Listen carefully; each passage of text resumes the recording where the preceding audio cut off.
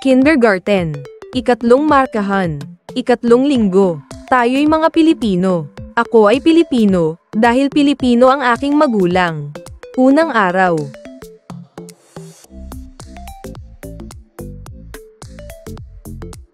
Mensahe bago dumating ang mga mananakop mayroon ng mga naninirahan sa isla ng Pilipinas. Ang mga unang Pilipino ay tinatawag natin na mga ninuno. Sila ay marunong at mapamaraan.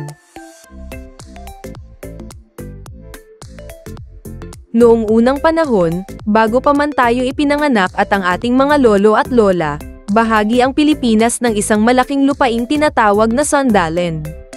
Naglalakad lang noon ang iba patungong Pilipinas, hindi lang isang araw kundi maraming taon. At sa pamamagitan din ng paggamit ng bangka. Ngayon, imposible nang maglakad patungong ating bansa dahil nagkahiwa-hiwalay na ang Sundalang sa iba't ibang lupaing tinatawag naman ngayong Asia. Australo-Melanesians ang mga tawag sa pinakaunang taong nanirahan sa ating bansa. Ang mga Negritos, Aitas, Agtas sa kasalukuyang panahon ay nagmula sa kanila. Kagaya ng ating mga ninuno, ang mga Aita ay dalubhasa sa paggamit ng pana. Nangangaso. Nangangaso sila ng mga oso, musa at mga ibon. Maalam sila sa mga halaman at hayon na ginagamit nila para sa pagkain, gamot at iba pa. Noon din, ginagamit nila ang mga bato at kaho para sa pangangaso, paghihiwa ng karne, at paghuhukay. Sa lambak ng Cagayan, nakahukay ang ilang mga archaeologists ng mga buto na bahagi ng mga prehistoric rhino.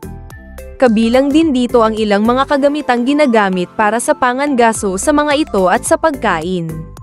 Sa kuweba rin ng Callao sa Cagayan, nakahanap sila ng mga ngipin at buto ng 3 tao na namuhay 70,000 taon na ang nakalilipas.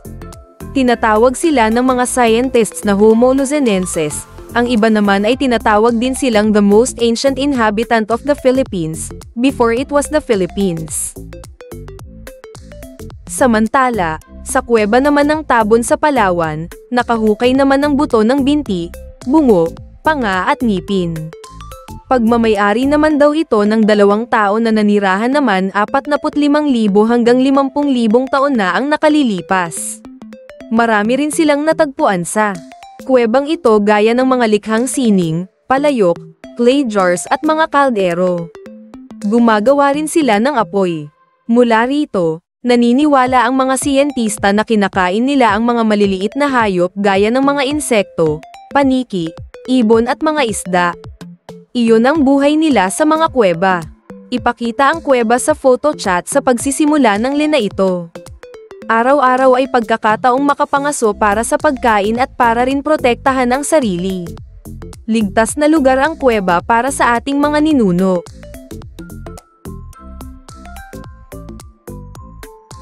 Mayroon na bang mga tao sa Pilipinas bago dumating ang mga mananakop?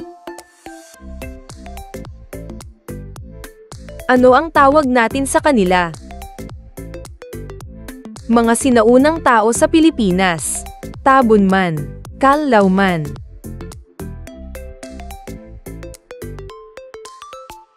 Mga Negrito, Austronesian.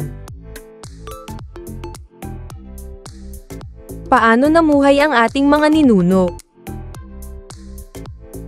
Letrang N.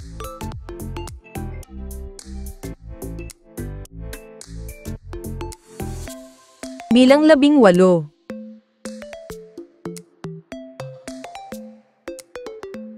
Ikatlong markahan. Ikatlong linggo. Ikalawang araw.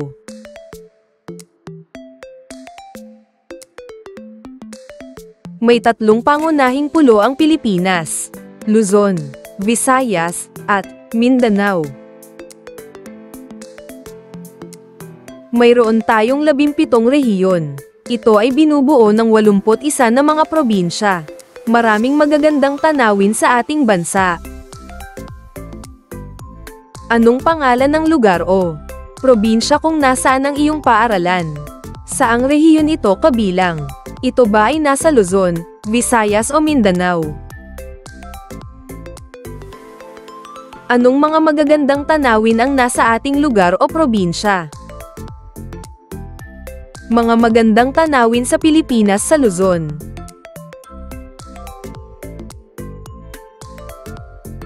Banawe Rice Terraces sa Ifugao. Mayon Volcano sa Albay.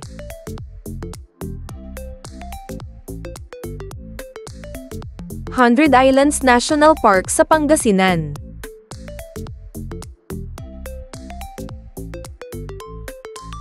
Pagudpod Beaches sa Ilocos Norte. Mount Pulag sa Benguet. Mga magandang tanawin sa Visayas. Chocolate Hills sa Bohol. Boracay Island sa Aklan.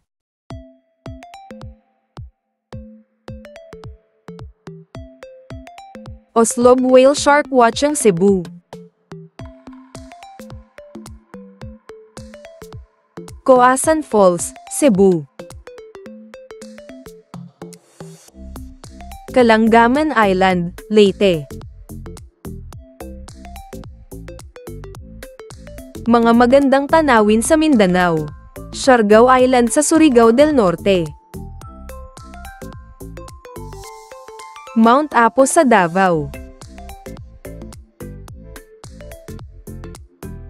Enchanted River sa Hinatuan, Surigao del Sur.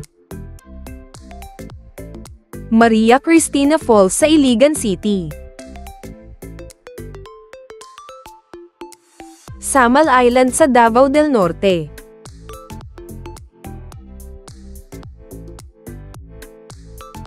Mga bagay na nagsisimula sa letrang N. Nanay. Nata. Nara. Norse. Negro. Nipa. Nina. Nota. Nuo. Nuno.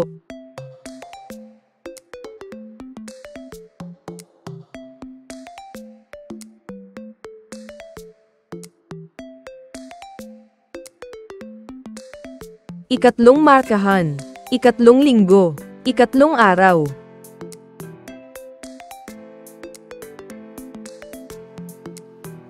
Ikaw ba ay Pilipino?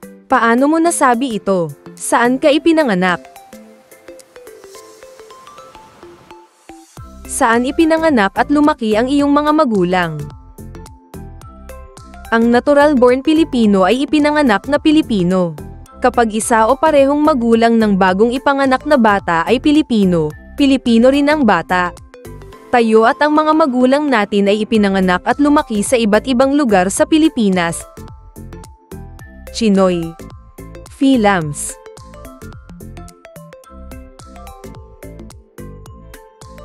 Anong magagandang tanawin sa Pilipinas ang alam mo? Magbasa tayo. Na, ne, ni, no, nu.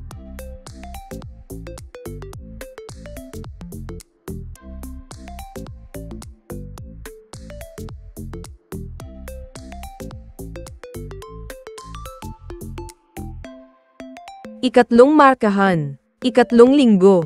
Ikaapat na araw. Isa sa mga magandang tanawin sa atin ay ang Bulkang Mayon na matatagpuan sa probinsya ng Albay, sa Bicol. Saan matatagpuan ang Bulkang Mayon? Ang Bulkang Mayon ay tinatawag na perfect cone. Ito rin ay tinatawag na pinakaaktibong bulkan sa Pilipinas dahil ito ay pumutok na lampas 50 na beses. Paano mo ito ilalarawan batay sa kwentong iyong napakinggan? Ang pangalang, Mayon, ay mula sa salitang Bicol na, magayon, na nangangahulugang, maganda, na akma sa anyo nito.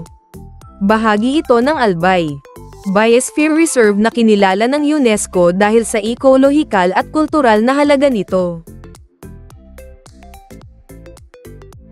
Ang paligid nito ay nag-aalok ng mga aktibidad tulad ng hiking, ATV rides, at magagandang tanawin na dinarayo ng mga turista.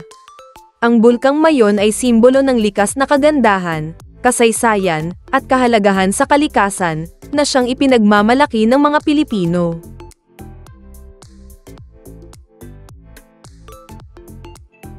Nakita mo na ba ito ng personal o malapitan?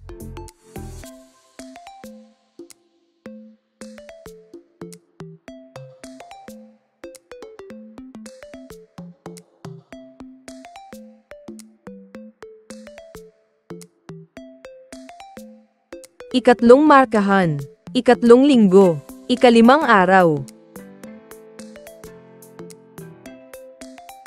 Isa pa sa mga magandang tanawin sa atin ay ang probinsya ng Aklan. Ito ay maraming magagandang tanawin. Bakhawan Eco Park, Joili Falls, Boracay. Ang Bakhawan Eco Park sa Kalibo, Aklan ay kilala bilang isa sa pinakamalalaking matagumpay na reforested mangrove area sa Pilipinas. Ang mangrove forest ay nagsisilbing natural na barrier laban sa storm surge at malalakas na alon tuwing may bagyo. Ang Joili Falls ay kilala sa kanyang 7 magkakaugnay na natural na pool na bumubuo ng hagdan-hagdang talon. Ito ang nagbibigay ng kakaibang ganda at kasiyahan sa mga bumibisita. Dahil sa malamig at preskong tubig nito, maraming bumibisita ang nagsasabing para kang nasa natural na spa habang naliligo dito. Saan matatagpuan ang Bakhawan Eco Park, Joili Falls, Boracay? Paano mo ito ilalarawan base sa kwento? Nakita mo na ba ito ng personal, malapitan?